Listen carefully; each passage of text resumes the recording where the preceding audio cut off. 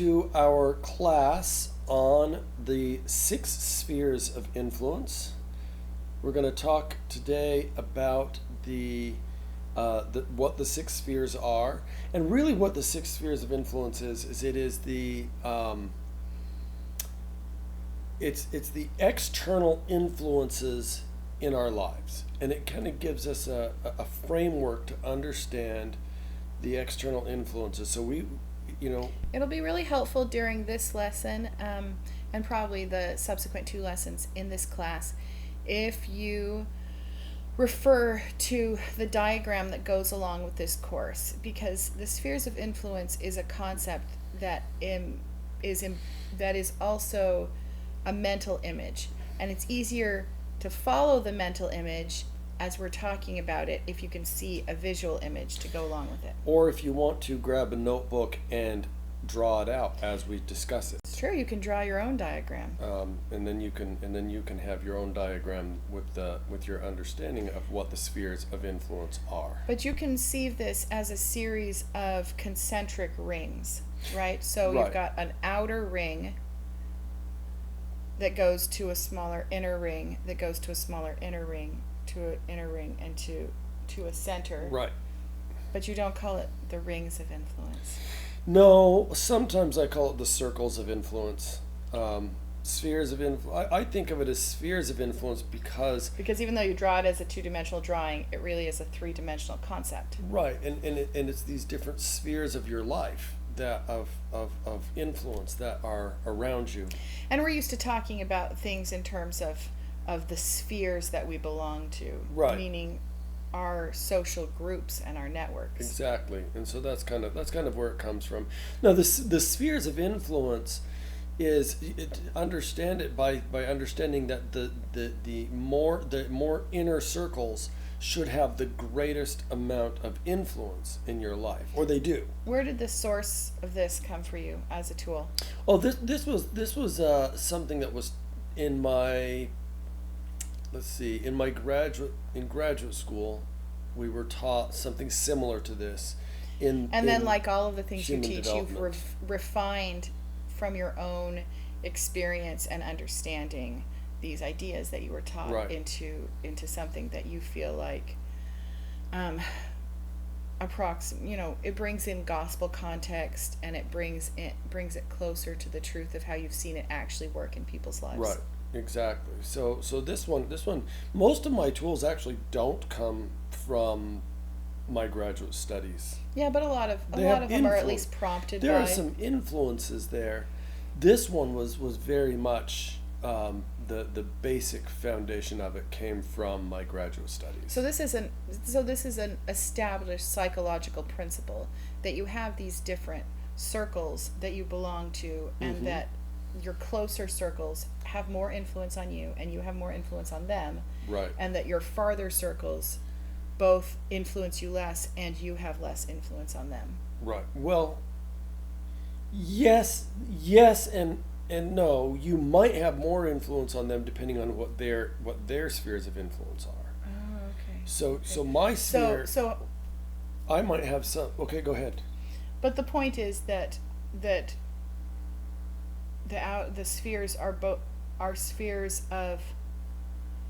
So how far in something is how much it influences you, Right. and not how much you influence it. Correct. How much you influence it would have to do more with their own sphere of influence. So Okay. if in my sphere of influence I have a best friend, and that best friend is in my family circle, then I may or may not be in the family circle of that best friend. Okay, so before we start talking about family circle or this circle or that Oh, circle, yes. we should probably talk about what the spheres are. Do you usually start in the center and move out, or do you start in the out? Oh no, I always start at the center. There's All that right. bullseye, right? I always think of it as a target. And I think there's that bullseye, that center thing that we're all aiming for, right? And and actually we can change this a little bit from what I've done in the past, because you brought something up today that was very interesting.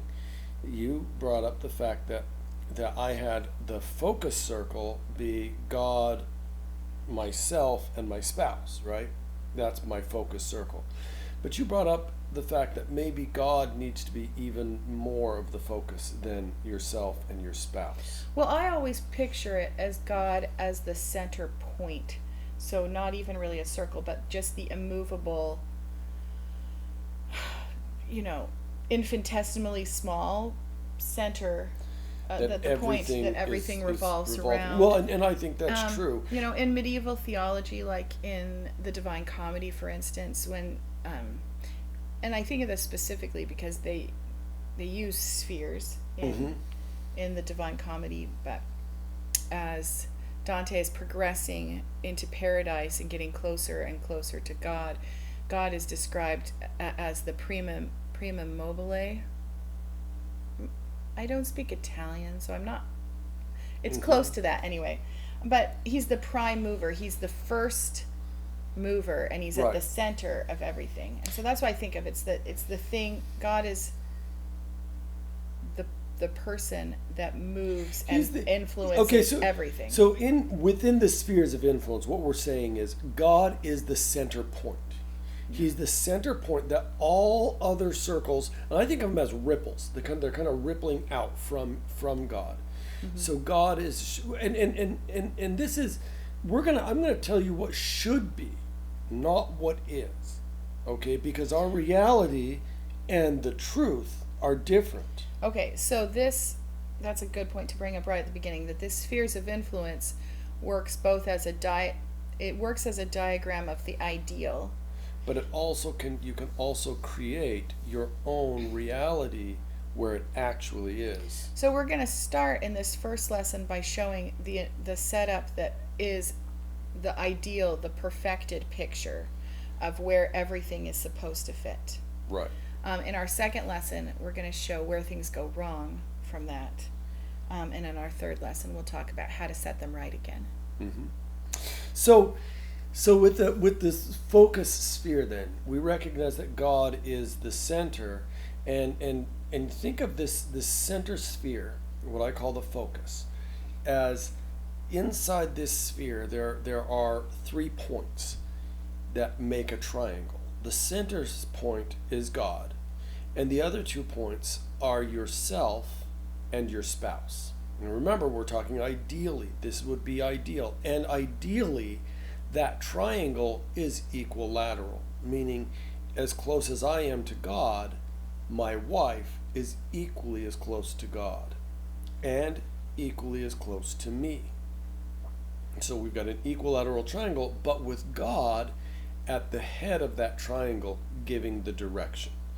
That would be a perfect and ideal focus sphere. People often draw this particular object lesson of the triangle with God and the husband and wife, and one of the illustrations that is drawn from that is that if the triangle stays equilateral, the closer you both come to God, the closer you come to each other. Right. Because your legs of the triangle become shorter. Right, and that's ideal. We want to that triangle should constantly be shrinking, because it should constantly be becoming smaller and smaller.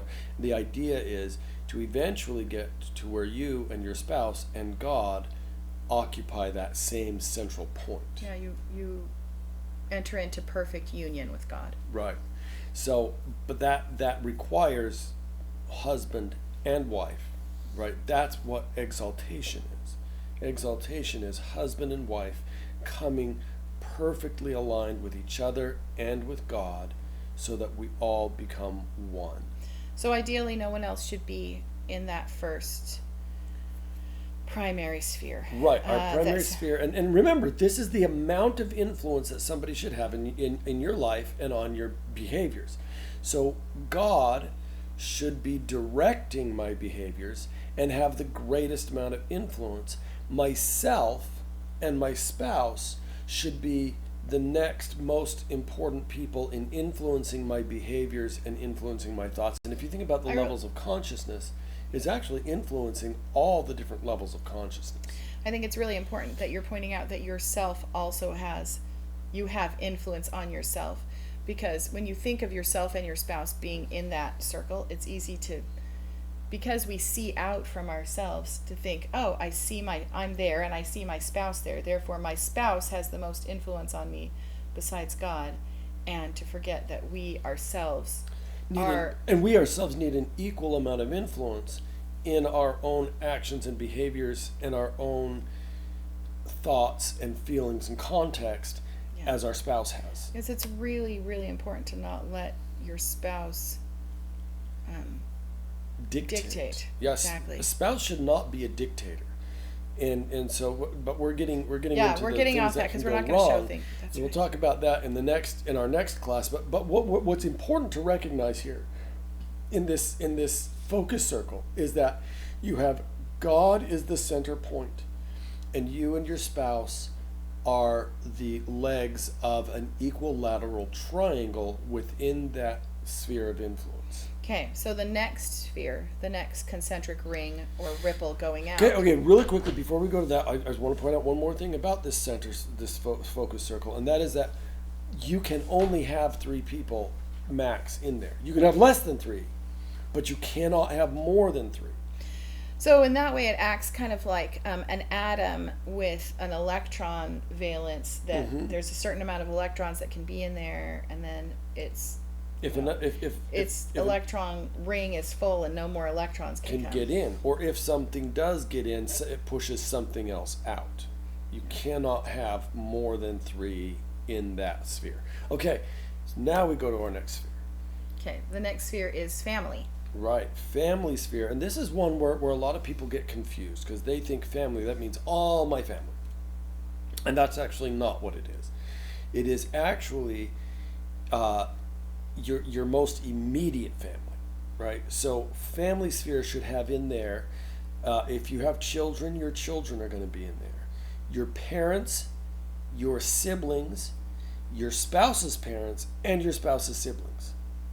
Those are the only people who actually belong within that sphere. Now, I will say, if you have a very, very close best friend, that person may also fit into this sphere. But this sphere is not a sphere that's just open to all my cousins and all my aunts and uncles and my grandparents, and it's not open to that. It's actually a very closed sphere. It's really just those very closest relatives. And you're not saying that those extended family aren't important in your life and aren't influential in your life, but you can see it if you think about what if my cousins become more influential or important to me than my children. You can see just by that thought experiment that these shouldn't all exist in the same level. Right. So in this sphere, now the other thing you have to think about here is this sphere, the family sphere, its primary purpose is to support the focus sphere. The primary purpose of the people that are in this family sphere is to give some sort of support to the husband, wife, and God. So if you don't have a strong or supportive family that you are born into, how do you feel about found family being in this sphere? We're going to talk about that in our third lesson. Okay, so that doesn't apply here, but just have it in your mind that there will be personal adaptations. Yes, remember we're giving you the ideal structure right now. We're not giving you the real structure. We're giving you the ideal structure. Very few of us have the ideal structure. Now, here's the thing. Think about this. Children give to parents a sense of unity in parenting, or they should, right? That's how they support that focus circle by giving them a sense of unity. Parents are able to support by uplifting the couple, sometimes financially, sometimes spiritually, in different ways. Emotionally, right? Siblings give a sense of stability by giving you each member of the couple. I feel like you're describing a birdogram right now. Well, I am, because the birdogram is the focus and family circles.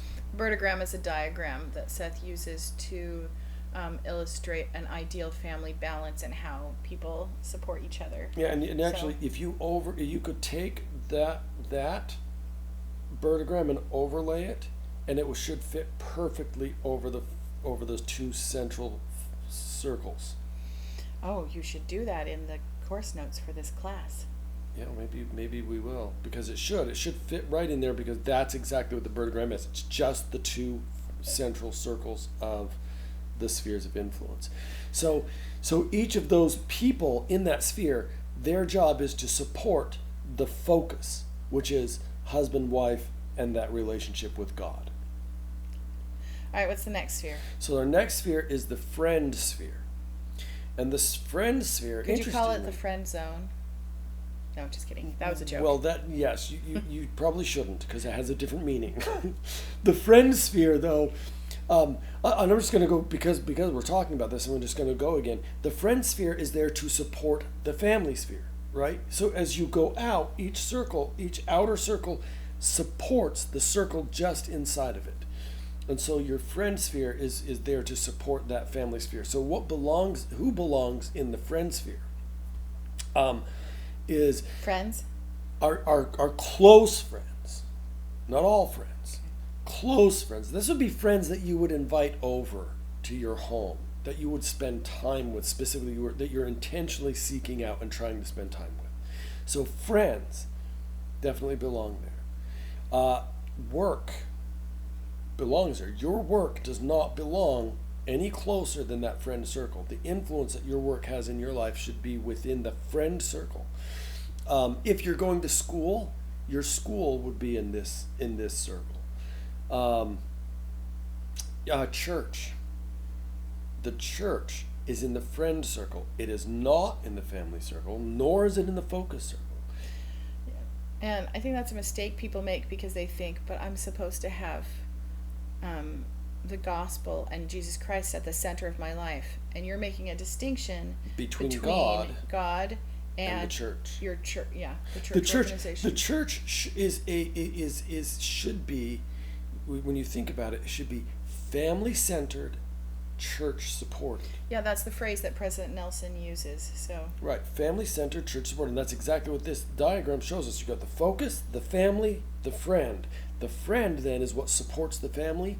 That should be the church. Now, that is not. Extended family can be in this group. Yes, extended family, yes. That's exactly where extended family should be. Cousins, uncles, aunts, grandparents, they belong in the friend circle. That's the amount of influence they should have in your life. So they belong there, the church belongs there, your close friends belong there. So you can see that your extended family is still really important, because you're putting them on a level with your career, with your church service, with your good friends. Right, exactly. Yeah. So that's who belongs in this circle. And this circle, again, the point of this circle is to support the family circle, right? So each person that's in that circle, their function within your life should be supporting your family relationships. So that's the first three of the circles. What's the fourth one? So the fourth circle is the acquaintance circle. So the first three, what I think of the inner circles are the three F's. You got focus, family, friend.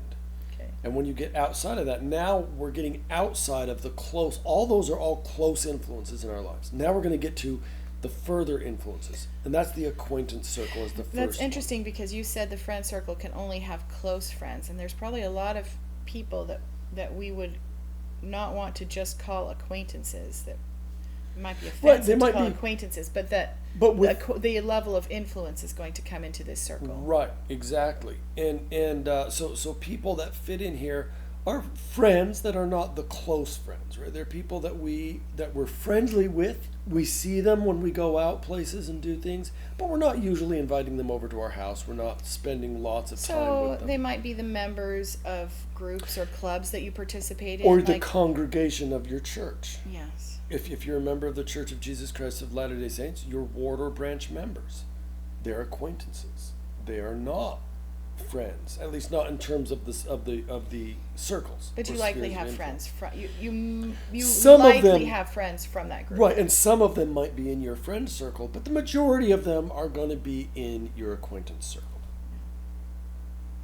Now, Co-workers, classmates, people who go to your book club or other hobby interest groups that you participate in. These are people, by saying acquaintance, it kind of sounds like you don't like them, but these can be all people that you like and get along with and that you enjoy the company of. yeah, and it's anybody, think about this again, it's anybody who is directly supporting your friend circle. So the church is in my friend circle. Who directly supports the church? The ward or branch members or the congregation. They directly support the church, so they're going to be the acquaintance. Work is in your friend circle, so co-workers support and your colleagues, work. they support my work. School right. is in your friend circle, so classmates support. Right. Yeah, so you can just see anybody if you think about who's in that friend circle, who's supporting that. That's your And maybe acquaintance circle. oftentimes you have a friend group where you have a couple of the people in the group that you are really close with, that you guys hang out with a lot, but as a bigger group you get together and do things. That friend group supports the more intimate friendships within Right. the group. Exactly. And so that's how you can think about it. That again, each outer circle supports the one just inside of it. So for example, I might have. Well, I mean, we just gave a bunch of examples, so I'm not going to go into more examples. I actually want to go to the next sphere, Awesome. which Sphere is number 5. which is the community sphere. The community sphere are all of the things and people within your community that you're not interacting with on a general basis, but they're there to support you, your acquaintances. So you might think about the police, the fire department. These are community places. The DMV, local government agencies, right? That Your are there mail to support. carrier. Your mail carrier. Mm-hmm. People who work at the stores that you frequent, your grocery stores. And the stores that you frequent. Although I would say, I'm gonna just say, you may actually be acquainted with some stores. Like for myself, I'm acquainted with our local Walmart. That's where I tend to shop. And I know my Walmart. Actually, I don't anymore. I'm really frustrated by it because they changed it. That's what I was going to say. Is that why it was so distressing to me when they ripped things up and put everything in new places? Because you're no longer acquainted with it. It now becomes a community space rather than the comfortable acquaintance I feel like this space. is a really good point that you're making that we haven't clarified, even though we've alluded to it so far, because you've said things like work and church and school can be things in circles, and once you get to the point of like a store, we just really might need to point out that in your spheres of influence are not only people. Right. People, places, organizations, and it can be places like. How about when things like hobbies? When I was a teenager, Okay. I really liked to go out onto the railroad trestle that was over the river, and I would sit out there sometimes for hours, and sometimes I would pray, sometimes I'd just meditate and just sit and look at the beautiful surroundings. But it became I was very acquainted with that space, and so that space became a part of my acquaintance circle. And if I went back there today, I would still, unless they've changed it all on me, I would be very comfortable sitting in that And I feel spot. like I'm more likely to put places into my friend circle than you are. You're more likely to leave places at the acquaintance circle. Yeah, well, That's now Yes. we're really getting off topic. But so just the only reason I brought that up is to show that places and things can belong Right. can be in many different circles. they can not be just, in any circle. Okay, We're how about telling you hobbies? an Could a ideal. hobby be a thing that could be in a circle? Could basketball be an influence on you? Reading?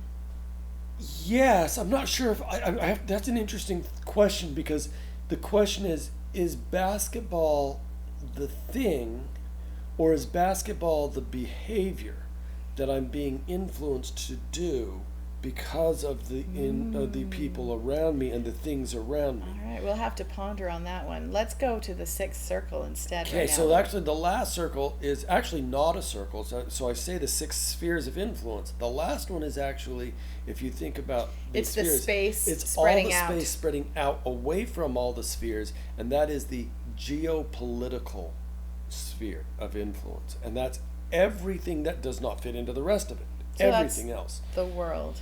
It's the world, and usually it will include things like your national and international governments.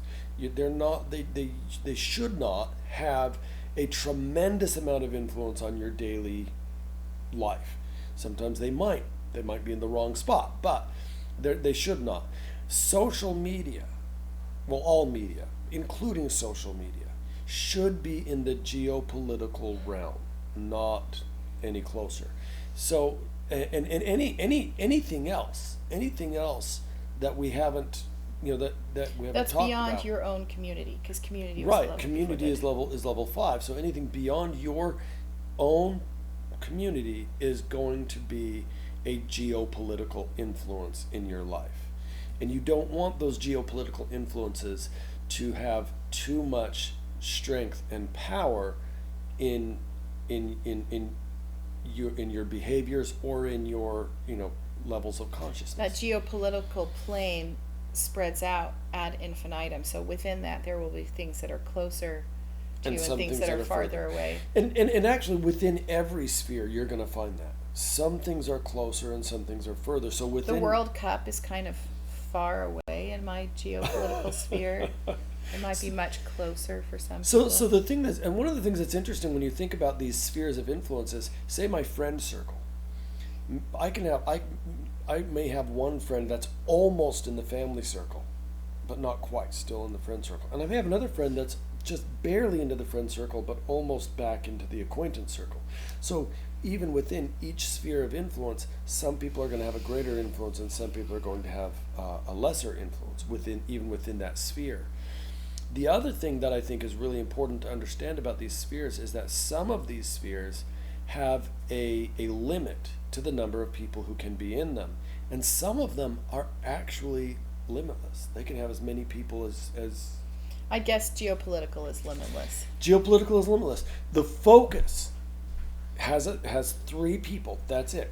Can be in there, and that's the max. Is there or a 3 difference things. between different personalities? How many people can be in a close influence group? Because I know people Yes. often distinguish between introverts and extroverts, at least somewhat, based on the number of close relationships that they care to maintain.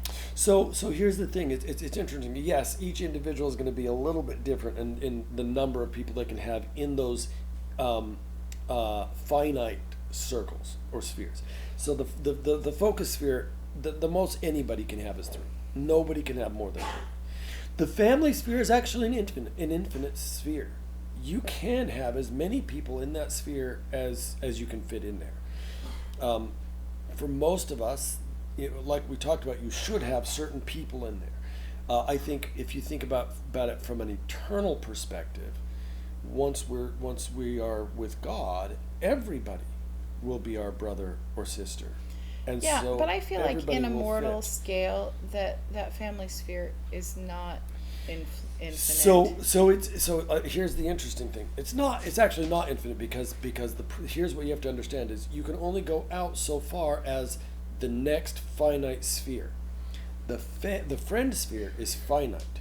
There are only a certain number of people that can fit within that sphere. So if your family sphere expands, it can only expand as far as that, and then it stops. That's And- an interesting concept. And there's a lot of research that suggests the number of people you can have in a friend sphere. And it actually comes up to be a max of 270. That's a pretty exact thing. I mean, I feel like there's been a variety of research that have thrown around different numbers, but No, mostly not. Mostly 270 is the number. Now, that's like when I'm talking about the number, I'm talking about that's the max. That like the people who have the most people and entities in their friend sphere. That's what it is. 270. Like nobody, as far as research has been able to show, has been able to maintain friendships at that level beyond 270. So that's the limit as far as we can tell. So your Facebook friends are not all your friends. No, and they can't be. Well, if you have more than 270 of them, they can't That's- be. Okay, so why is this model useful or important? Why know about it at all? Well, that's a good question. Kind of our I- concluding thought for this let's just introduction. say, with my clients, I use this a lot to help people understand the amount of influence that the people in their lives have. The other thing that we do is we give each person a positive and a negative charge. So we can say, where is this person? Well, they're in my family circle. Okay, are they a positive or a negative influence? And they're like, oh, never thought about that. Well, they're, and then maybe they're a negative influence, right? So you start to understand, for one thing, how much influence is in your life and how much negative versus positive influence is in your life. You talk a lot about how we are in control 100% of our actions and how our behaviors control our thoughts and our feelings and other things. And it's this really strong sense of independent agency. Right. And I feel like this model is a really good balance for that, because sometimes when you're talking about you're strong, you're independent, you have agency, we often don't feel strong and independent and in control of all of our choices. And one of the reasons is because we have all of these things that are influences. All these external influences. And both things are true. Both of these things influence you at various levels, from very weak to intensely compelling. Right. And that we have individual autonomy and agency and 100% control of our actions. So really, if you think about it, the They levels balance of each other out. consciousness tells us what the internal influences on us are, right? The spheres of influence, they tell us what the external influences on us are. But in the end, we choose what we do, regardless of those influences. Now, they may be extremely strong and they may have a lot of power to push us in one direction or another, but in the end, we choose what we do. Just Nobody. like in the levels of consciousness, our internal levels might be intensely strong. You might have contextual things that feel like they are compelling you, Or you might or have emotions that feel like they're you might- compelling you to actions that you feel Right, out you of might control. you might yell at somebody and say, "Well, I was angry because I felt compelled out of anger to raise my voice." Well, you didn't have to raise your voice. You chose to raise your voice because of the influence in your life. But that was still a choice. And the same thing with these influences. Yeah. So the more you understand both the internal and the external influences on you, the more you can take control, that you can take ownership of your agency, which always exists. But you can be more self-directed. You can have more. You can become the king or queen of your own self. And when you're aware, when you become aware of the obstacles that you face, it becomes easier to overcome those obstacles. If you're not aware of the obstacle, how do you overcome it? It's really difficult. But Makes if me you think know, about that. Makes me think of when I'm coming out of our milk barn after dark. Now that it's getting to be fall, I'm often milking in the evening. It's after dark, and I've turned off the barn light, and I've got this little distance to go between the barn and the house, and I could turn my flashlight on, but I'm holding a big pail of milk Oh yeah, milk. and a grain bucket, so I often don't turn a flashlight on. Right. And I know, okay, a couple steps and I step down from the cement step, and then I'm going to have to duck under this tree branch. I kind of know what the obstacles are in the way Right. in the dark. But sometimes maybe somebody has left something in the way that I trip over, or maybe something moves into my way like a cat. And it's an obstacle I'm unaware of. Right. Those are the obstacles I trip over. The Right. ones that I even though it's dark and I can't see them, the ones that I have been made aware of, I can I can avoid stumbling. Right, because and of so that. we're talking there about stumbling, but also if I'm aware of positive influences in my life, then I can use those to help me achieve the things I want to achieve. So by identifying the internal with the levels of consciousness and the external with the spheres of influences, the positives and negatives, I'm able to better navigate my own life. Okay. I think that was excellent. Do you have a homework assignment for people?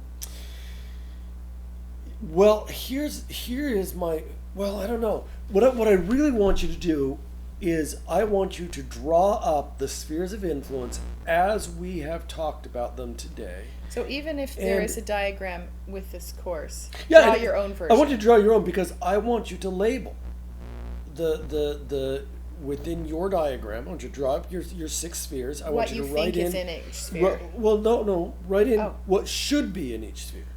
So, for example, you're going to write your center sphere. It's going to be God, yourself, your spouse. Your family sphere is going to include only your parents, your in-laws, your siblings, and your children. So you'll write down the names of people. Right, along write those down the lists. names of each person that fits in each sphere.